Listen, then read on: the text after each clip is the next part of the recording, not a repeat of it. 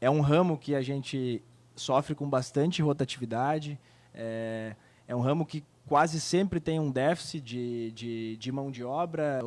Sem dúvidas, é o desafio, que é o desafio de todos os negócios. Nenhum negócio é simples quando a gente fala de gestão de pessoas, né? Quando falou em investidor, eu nem gosto muito dessa palavra. Investidor por investidor não é o nosso perfil de franqueado, né? A gente tem pré-requisitos de que sim, tem que ter acesso a recurso, mas pelo menos, quando for uma sociedade, uma das partes na sociedade tem que se dedicar full time para isso. A gente, quando busca uma franquia, é envolvido em algum sonho de empreender, e está tomado muitas vezes pela emoção. A gente trabalha muito para trazer a razão para as pessoas e trazer os desafios que, às vezes, aos olhos de fora, não são perceptíveis, né?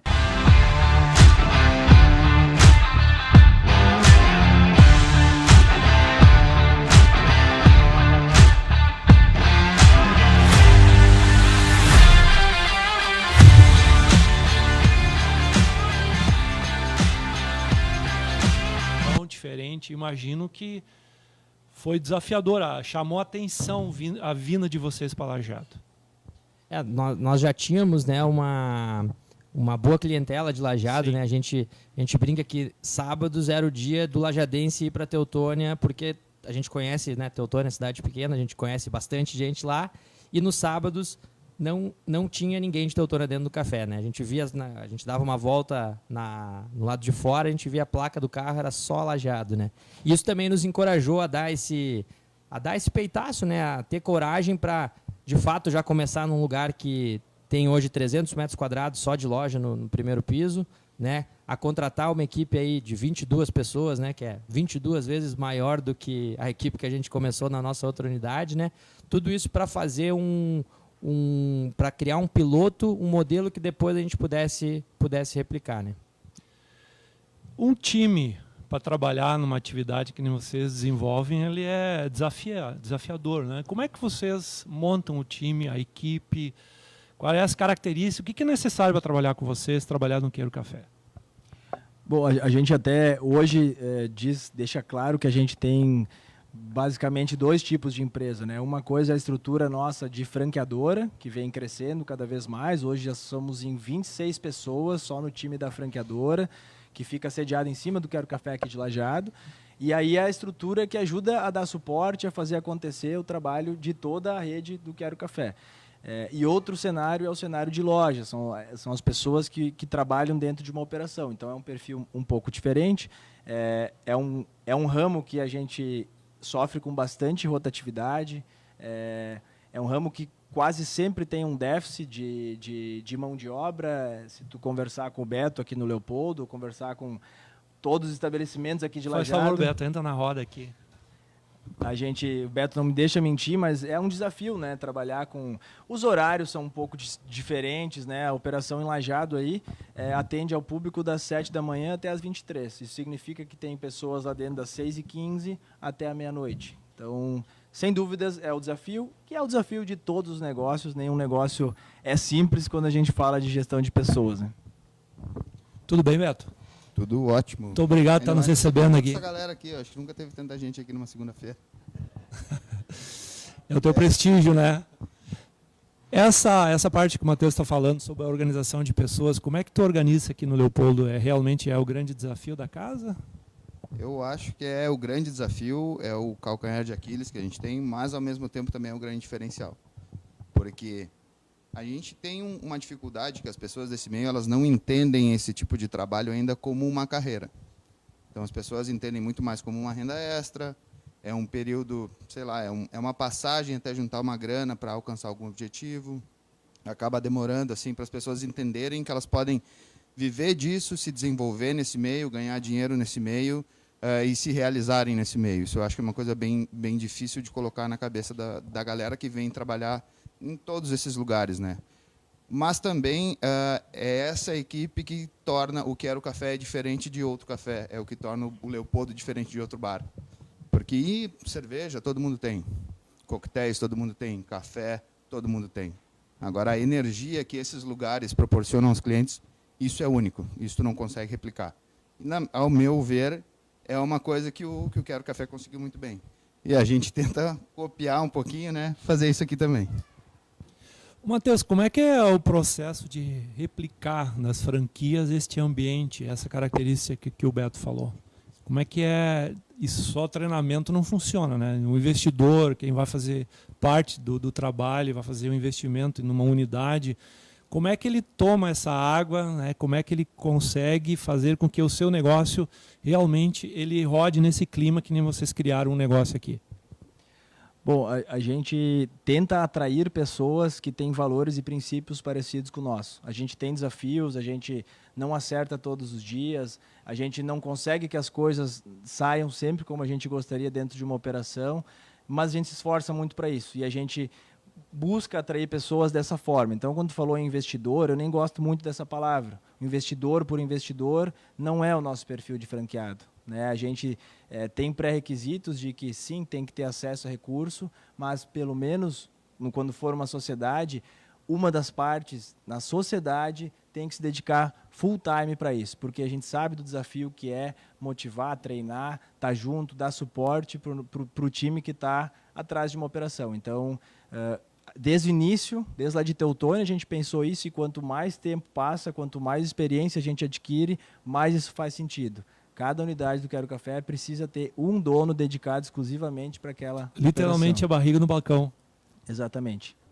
O que tu diria para quem tem um sonho que nem as Anas, né?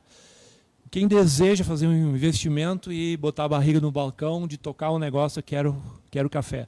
Como é que é o processo de buscar a oportunidade de investimento e como é que você faz o investimento da franquia? Bom, de fato, até eu que estou um pouquinho mais à frente dessa área, aí, mas o Felipe pode ir complementando. O processo de franquia, até trazendo uma informação a nível do mercado de franquias, tem uma conversão média de 1%. Então, precisam chegar 100 pessoas interessadas para converter uma pessoa. Por que isso? Porque muita gente, quando busca uma franquia, é envolvida em algum sonho de empreender e está tomado muitas vezes pela emoção. A gente trabalha muito para trazer a razão para as pessoas e trazer os desafios que, às vezes, aos olhos de fora, não são perceptíveis, né? Então, muitas vezes, se tu não teve uma experiência em algum outro empreendimento ou se ainda está numa idade da vida quando é mais jovem, a gente ainda talvez não consegue metrificar e mensurar o tamanho do desafio. A gente está aqui para isso, o mercado de franquia, de fato, é para minimizar os riscos, para não ser um tiro na lua como a gente deu, assim, né? Então, de fato, hoje a gente já tem 29 unidades em operações do Quero Café. Isso já vai dando um pouco mais de solidez, um pouco mais de histórico e minimizando os riscos, aumentando a chance desse negócio dar certo. Então, é isso assim, buscar trazer a razão, né? Um negócio, claro que tem que ter emoção, tem que ter o brilho nos olhos, tem que ter essa viajada, mas a gente tem que se ancorar em cima de razão, se ancorar em cima de fundamento aí para fazer o processo. Então, quando alguém tem interesse, entre em contato com a gente, tem vários canais aí, pode falar diretamente com nós aí, comigo, com o Felipe, com outras pessoas do time, tem acesso, tem informações no site, e a gente começa o processo de nutrição, de seleção. A gente não se denomina como vendedor de franquia, e sim como selecionador de franqueados, porque tem um monte de coisas que precisam fechar para a gente realmente conseguir avançar e aí partir para a implantação de uma unidade do Quero Café. Eu trabalho há muito tempo na indústria automobilística e a indústria automobilística em concessão é uma franquia. Então a gente sabe como é essa relação entre o dono da marca e quem opera a marca. Então como é que são os principais cuidados? A identificação, layout, a equipe, a imagem da marca, o conceito, quer dizer, vocês têm como é que vocês montam isso? A pessoa, ela vem aqui, faz uma visita, vocês fazem uma apresentação para ele conhecer o negócio, como é que, de termos operacionais, como funciona isso?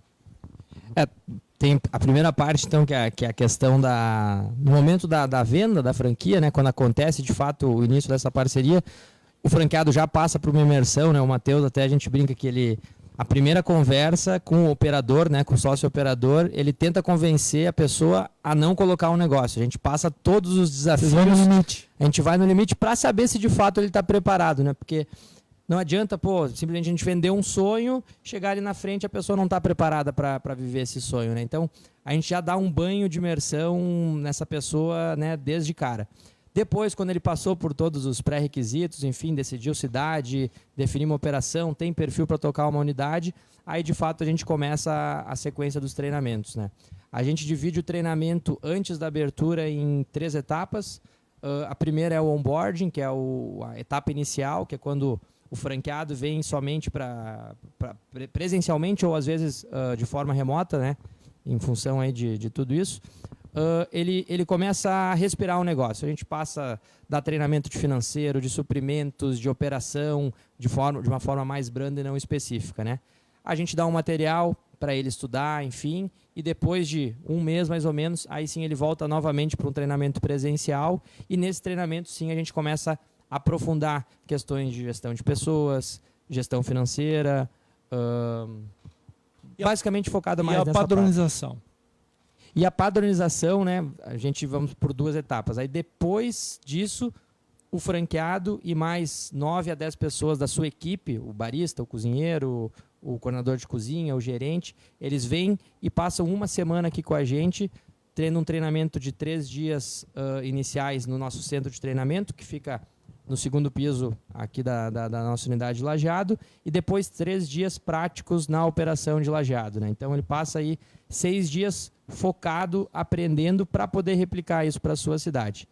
Depois a questão de padronização e de controles, aí sim é uma série de... Aí a nossa equipe, essa que está por trás, aí, que já são 26 pessoas aí praticamente e está crescendo, elas que nos ajudam a manter isso, né? Seja por contatos através de avaliações nas redes sociais, seja através de, enfim, visitas nossas na loja, clientes ocultos, auditorias, enfim, tem uma série aí de sequências que a gente acaba fazendo. E só, além do treinamento aqui, então, pô, vai colocar uma loja em São Paulo, vai vir treinar aqui, o franqueado e parte do time dele, e depois vão 5 a 6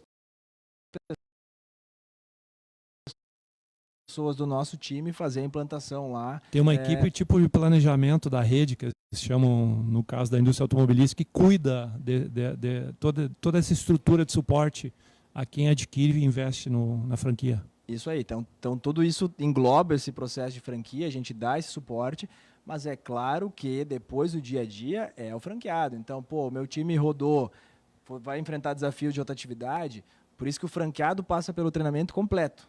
Ele tem que ter plenas condições de reciclar o time dele e de dar os novos treinamentos aí, então...